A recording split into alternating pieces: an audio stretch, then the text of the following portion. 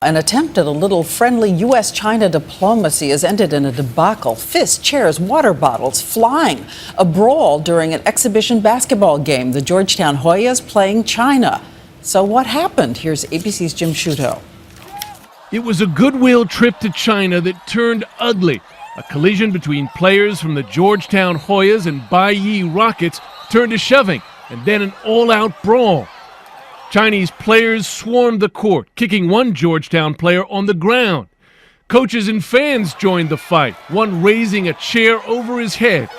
Washington Post reporter Gene Wong was inside the arena. This is a kind of a men's team, an experienced team. And they're frankly getting embarrassed by a college team, and they couldn't beat them squarely playing basketball, so they try to, muck it up and get really physical, and they obviously cross the bounds of good sportsmanship. The fight ended only when Georgetown coach John Thompson III pulled his team off the court with 9 minutes left in the game. They asked for, but didn't receive, a police escort back to their hotel. This is a trip that the Georgetown team and the campus were looking forward to with huge anticipation.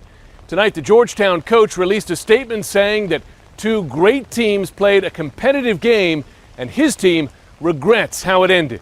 The officials were just horrid. I mean, I've been covering sports for 20 plus years. I've never seen officials do a worse job than they did. The brawl, the video spread across the internet, comes at an embarrassing time for U.S. and Chinese officials.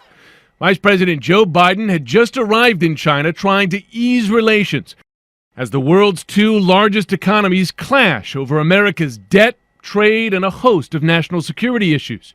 It had been all smiles when Biden stopped to watch Georgetown's first game in China on Wednesday. But for the team, it's this image that may be more lasting. Jim Sciutto, ABC News, Washington.